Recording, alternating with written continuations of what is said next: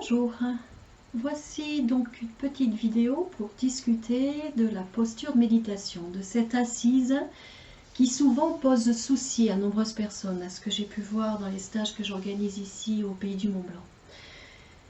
Les gens ont en effet, donc on a l'habitude de voir partout dans les journaux de plus en plus d'images où l'on voit des postures de yoga très acrobatiques, très recherchées.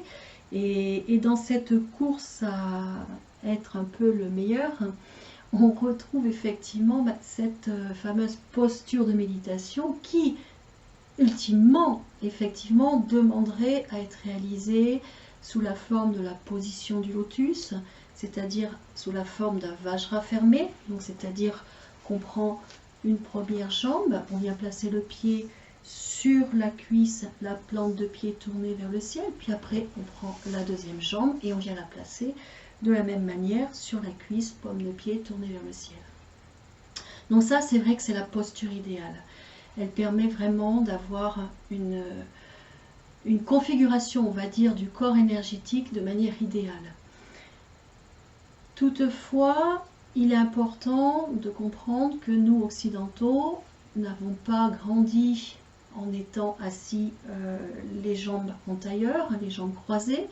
Nous avons l'habitude de nous asseoir dans des chaises, sur des fauteuils, dans des canapés, et effectivement, cette posture est délicate.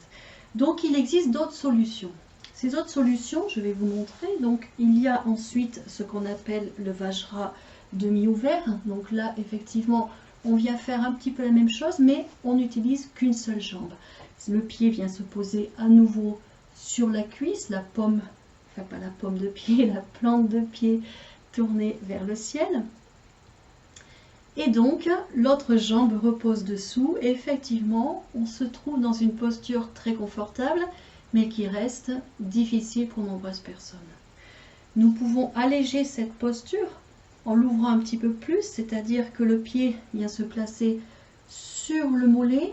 Donc là, selon les personnes, si l'os de la cheville est assez proéminent, effectivement, il sera recommandé de mettre un bout de châle dessous l'os de la cheville, et ainsi celui-ci ne viendra pas se planter entre guillemets dans le mollet et donc faire mal amener une douleur au niveau du mollet. Mais cette posture, comme je l'ai dit juste avant, reste encore difficile pour de nombreuses personnes, et donc il reste ensuite le vajra ouvert.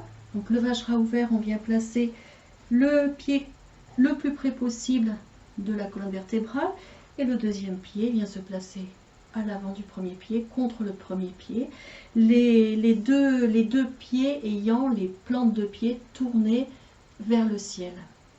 D'accord ? Mais cette posture reste encore difficile pour nombre d'entre nous. Donc, il reste ensuite ce que tout le monde connaît, ce qu'on fait souvent depuis qu'on est jeune autour d'un feu de bois, s'asseoir les jambes croisées. Sauf que cette position n'est pas forcément confortable parce qu'effectivement, nous avons, dès que nous commençons à nous relâcher, le poids de la jambe qui vient s'aplatir, s'écraser sur le membre inférieur. Et donc, effectivement, ça crée des douleurs dans la jambe, des fourmillements, des engourdissements qui ne sont pas du tout ce que l'on recherche. Donc là, il y a une solution par rapport à ça. Cette solution consiste à prendre des coussins et à venir les placer sous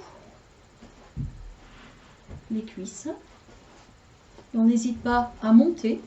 Donc là, j'ai mis 2 coussins de chaque côté, mais on pourrait effectivement en mettre 3, voire j'ai vu 4. Pourquoi pas? Il n'y a pas de mal à ça, à partir du moment où ça fait du bien. Et là, on va s'apercevoir qu'en mettant des coussins sous les cuisses, on permet aux membres inférieurs de se relâcher, ce qui est le but de la démarche dans la méditation, puisque nous cherchons dans cette assise à obtenir un relâchement total, l'assise ne se maintenant ensuite que par un jeu d'équilibre des différents points de la posture. Mais pour certaines personnes, cette posture de jambes croisées, même avec le support de coussin, reste difficile. Donc il reste encore une solution, tout simplement le tabouret. Donc on choisit un tabouret ou une chaise dont l'assise est bien plate. On évite les tabourets qui ont un creux, d'accord? Et donc on vient s'asseoir sur l'angle du tabouret, sur le bord du tabouret, d'accord? On ne va pas s'asseoir dans le fond, comme si on s'asseyait pour venir manger. On va s'asseoir sur le bord. Ce sont les deux os situés à droite et à gauche de la colonne vertébrale qui vont venir en appui sur le bord du siège. Les cuisses, elles, filent à l'horizontale. Donc on cherche effectivement aussi un tabouret qui permette d'avoir un angle droit au niveau des membres inférieurs. Et donc la jambe vient se positionner perpendiculaire au sol, verticale par rapport au sol, les plantes de pied à plat, avec une ouverture dans l'axe du bassin. Voici de face ce que ça donne. De profil. Et l'on voit que dans cette assise, la colonne vertébrale peut se poser bien verticalement. Et c'est ce que l'on va rechercher dans la posture de méditation. C'est ça qu'il faut mettre en priorité avant les jambes croisées. Car à ce que j'ai pu voir donc dans les retraites ici, c'est qu'effectivement les gens avaient tendance à essayer d'avoir les jambes croisées au détriment d'une colonne vertébrale bien droite et étirée. Très souvent, j'ai pu constater des postures qui effectivement, pour avoir le maintien des jambes croisées, se faisaient avec un dos complètement arrondi pour pouvoir tenir la tension de maintenir les cuisses en l'air. Car essayez un petit peu, maintenir les cuisses en l'air pendant 1 minute, ça va, mais pendant 10 minutes, un quart d'heure, une demi-heure, 1 heure, c'est déjà plus compliqué.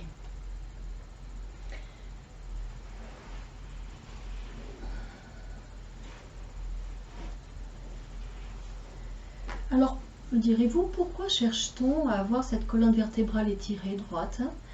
Mais effectivement, c'est parce que au niveau de la colonne vertébrale, à l'avant de la colonne vertébrale, circulent les canaux principaux de notre corps énergétique et nous souhaitons conserver ces canaux de manière à mener ces canaux à être le plus droit possible. Alors je ne vais pas rentrer dans les détails du pourquoi, puisqu'effectivement là ça veut dire qu'on rentrerait dans l'explication du corps énergétique, ce qui n'est pas le but de cette session.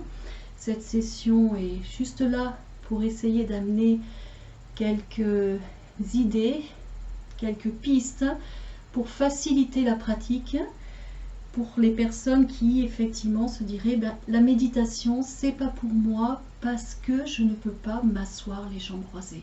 Là ce serait une grosse erreur.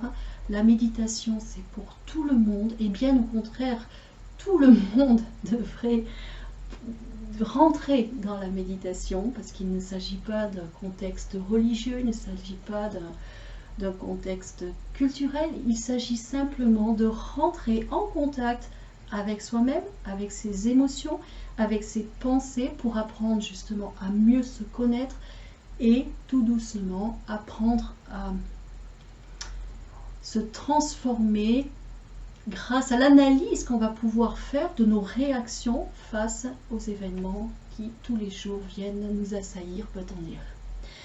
Enfin, pour finir, il peut y avoir aussi le facteur oui, mais que vont dire les autres?